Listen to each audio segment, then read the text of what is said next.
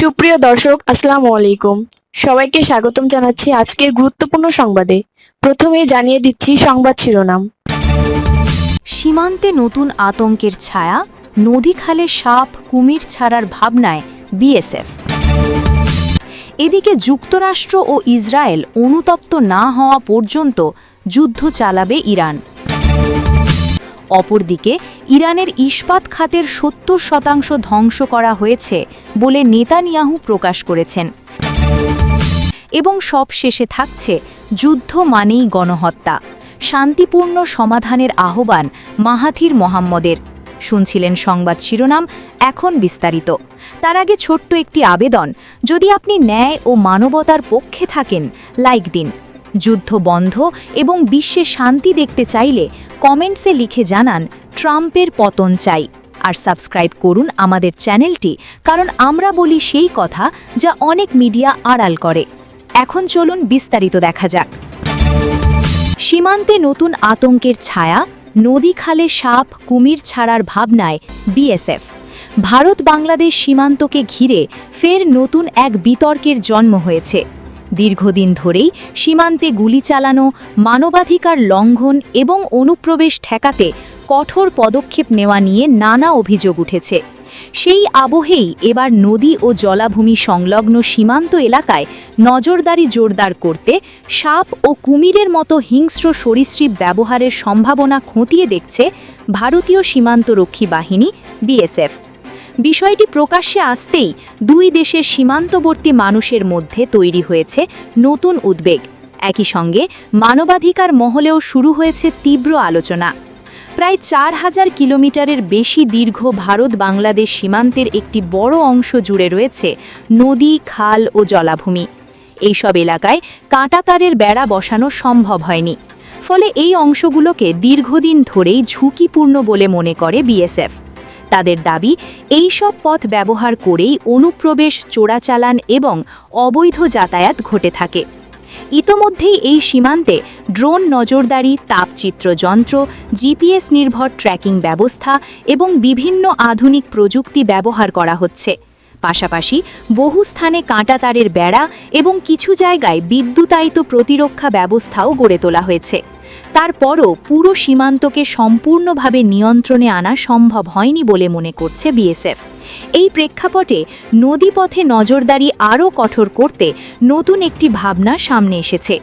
ভারতীয় একটি সংবাদ মাধ্যমে প্রকাশিত প্রতিবেদনে জানা গেছে, চলতি বছরের ফেব্রুয়ারি মাসে বিএসএফের শীর্ষ পর্যায়ের এক বৈঠকে সীমান্তের জলাভূমি এলাকায় সাপ ও কুমির ব্যবহারের সম্ভাব্যতা নিয়ে আলোচনা হয়। সেই বৈঠকে সভাপতিত্ব করেন বিএসএফ প্রধান প্রবীণ কুমার।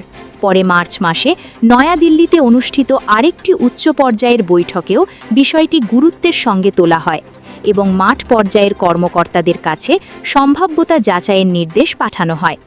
বিএসএফের যুক্তি, যেখানে প্রযুক্তিগত নজরদারি পৌঁছানো কঠিন এবং যেখানে নিয়মিত টহল দেওয়া সম্ভব হয় না, সেখানে প্রাকৃতিকভাবে ভয় সৃষ্টি করতে পারে এমন ব্যবস্থা গ্রহণ করলে অনুপ্রবেশ অনেকটাই কমানো সম্ভব হতে পারে। অর্থাৎ নদী বা জলাভূমিতে যদি কুমির বা বিষাক্ত সাপের উপস্থিতি থাকে, তাহলে স্বাভাবিকভাবেই মানুষ ওই পথ ব্যবহার করতে ভয় পাবে।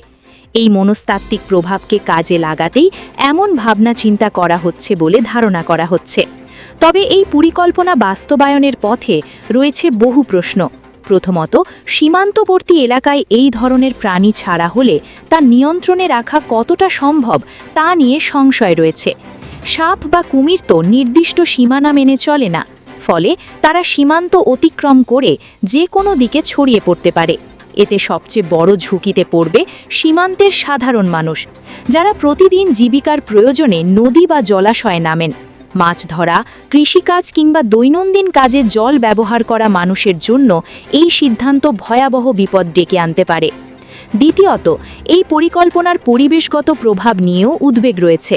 একটি নির্দিষ্ট এলাকায় হঠাৎ করে কৃত্রিমভাবে সাপ বা কুমির ছাড়া হলে স্থানীয় পরিবেশের ভারসাম্য নষ্ট হওয়ার আশঙ্কা থাকে। এতে অন্য প্রাণীজগৎ এবং জলজ বাস্তুতন্ত্র ক্ষতিগ্রস্ত হতে পারে।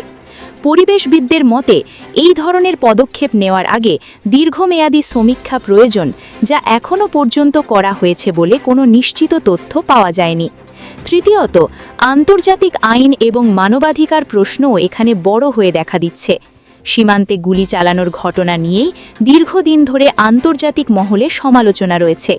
বহু মানবাধিকার সংস্থা দাবি করে আসছে, সীমান্তে প্রাণঘাতী শক্তি প্রয়োগের পরিবর্তে আরও মানবিক পন্থা গ্রহণ করা উচিত। সেই জায়গায় দাঁড়িয়ে সাপ বা কুমিরের মতো প্রাণী ব্যবহার করা হলে তা আরও বড় বিতর্কের জন্ম দিতে পারে বলে মনে করছেন বিশেষজ্ঞরা। এদিকে সীমান্তবর্তী গ্রামগুলোতে ইতিমধ্যে আতঙ্ক ছড়াতে শুরু করেছে। স্থানীয় বাসিন্দাদের মতে, তারা একদিকে যেমন অনিশ্চয়তার মধ্যে জীবনযাপন করেন, অন্যদিকে নতুন এই পরিকল্পনা তাদের দৈনন্দিন জীবনে আরও ঝুঁকি বাড়াবে। অনেকেই বলছেন, সীমান্ত রক্ষা অবশ্যই প্রয়োজন, কিন্তু তার জন্য সাধারণ মানুষের জীবন বিপন্ন করে এমন পদক্ষেপ গ্রহণ করা কতটা যুক্তিযুক্ত তা নিয়ে প্রশ্ন থেকেই যায়। বিএসএফের অভ্যন্তরীণ নির্দেশনায় আরও বলা হয়েছে, সীমান্তের যেসব এলাকায় মোবাইল সংযোগ নেই বা নজরদারি দুর্বল, সেসব জায়গা চিহ্নিত করতে হবে। তার সঙ্গে সীমান্তবর্তী গ্রামবাসীদের বিরুদ্ধে দায়ের করা মামলার তথ্য সংগ্রহ করার কথাও বলা হয়েছে। এর থেকে বোঝা যায়, শুধু সরীসৃপ ব্যবহারের ভাবনা নয়, সামগ্রিকভাবে সীমান্ত ব্যবস্থাপনা আরও কঠোর করার পরিকল্পনা নেওয়া হচ্ছে। তবে এখনও পর্যন্ত এই পরিকল্পনা চূড়ান্ত হয়নি। কোন এলাকায় কত সংখ্যক প্রাণী ছাড়া হবে, কিভাবে তাদের আনা হবে, কে এর দায়িত্ব নেবে, কিংবা কিভাবে তাদের নিয়ন্ত্রণে রাখা হবে, সে বিষয়ে কোনো স্পষ্ট রূপরেখা প্রকাশ করা হয়নি। ফলে অনেকেই মনে করছেন, এটি আপাতত একটি পরীক্ষামূলক ধারণা হিসেবেই রয়েছে। বিশেষজ্ঞদের একাংশ মনে করছেন, সীমান্তে নজরদারি জোরদার করার জন্য আধুনিক প্রযুক্তির ব্যবহারই সবচেয়ে কার্যকর উপায় হতে পারে। ড্রোন, সেন্সর, তাপচিত্র যন্ত্র কিংবা কৃত্রিম বুদ্ধিমত্তা নির্ভর নজরদারি ব্যবস্থার উন্নয়ন ঘটিয়ে সীমান্ত নিরাপত্তা নিশ্চিত করা সম্ভব হতে পারে। সেই তুলনায় প্রাণী ব্যবহার একটি অনিশ্চিত এবং ঝুঁকিপূর্ণ পদ্ধতি, যা উল্টো পরিস্থিতি জটিল করে তুলতে পারে। সব মিলিয়ে বলা যায়, সীমান্ত নিরাপত্তা জোরদার করার প্রয়াস নতুন নয়, কিন্তু তার পদ্ধতি নিয়ে বিতর্ক বারবার সামনে এসেছে। এবার সাপ ও কুমির ব্যবহারের সম্ভাবনা সেই বিতর্ককে আরও গভীর করেছে। একদিকে নিরাপত্তার প্রশ্ন, অন্যদিকে মানবতা এবং পরিবেশগত ভারসাম্য। এই দুয়ের মধ্যে সমন্বয় কিভাবে করা হবে, সেটাই এখন বড় চ্যালেঞ্জ। এই মুহূর্তে সীমান্তের মানুষ অপেক্ষা করছে, এই পরিকল্পনা আদৌ বাস্তবে রূপ পায় কিনা, আর যদি পায়, তাহলে তা তাদের জীবনে কী প্রভাব ফেলবে। নিরাপত্তা আর মানবিকতার এই টানাপোড়েনে শেষ পর্যন্ত কোন পথ বেছে নেওয়া হবে, সেটাই এখন দেখার। এদিকে যুক্তরাষ্ট্র ও ইসরায়েল অনুতপ্ত না হওয়া পর্যন্ত যুদ্ধ চালাবে ইরান। মধ্যপ্রাচ্যের চলমান সংঘাতকে কেন্দ্র করে ইরান কঠোর অবস্থান নিয়েছে। দেশটির সশস্ত্র বাহিনীর শীর্ষ মুখপাত্র ব্রিগেডিয়ার জেনারেল আবুল ফজল শেখারচি বলেছেন, যুক্তরাষ্ট্র ও ইসরায়েল তাদের হামলার জন্য অনুতপ্ত না হওয়া পর্যন্ত তেহরান যুদ্ধ চালাবে। শুক্রবার দেওয়া এক বক্তব্যে তিনি জানান, ইরানের কৌশল শুধুমাত্র প্রতিহামলায় সীমাবদ্ধ নয়, তাদের লক্ষ্য আগ্রাসী পক্ষকে এমনভাবে শাস্তি দেওয়া যাতে ভবিষ্যতে পুনরায় হামলার সাহস না করে। যুদ্ধবিরতির পরে পুনরায় হামলা চালানোর পরিস্থিতি তারা চাইছেন না, বরং স্থায়ীভাবে হুমকি নির্মূল করাই প্রধান লক্ষ্য। যুক্তরাষ্ট্র ও ইসরায়েলের যৌথ হামলার পর থেকে ইরান নিয়মিত মিসাইল ও ড্রোন হামলা চালাচ্ছে, যেগুলো ইসরায়েল নিয়ন্ত্রিত এলাকা এবং মার্কিন ঘাঁটিকে লক্ষ্য করছে। ইরান আরও জানিয়েছে, তারা কৌশলগতভাবে গুরুত্বপূর্ণ হরমুজ প্রণালীর নিয়ন্ত্রণ শক্তিশালী করেছে। এই জলপথ দিয়ে বিশ্বের বড় অংশের তেল ও গ্যাস পরিবহন হয়, যা যুক্তরাষ্ট্র এবং তার মিত্রদের জন্য প্রায় বন্ধ হয়ে গেছে।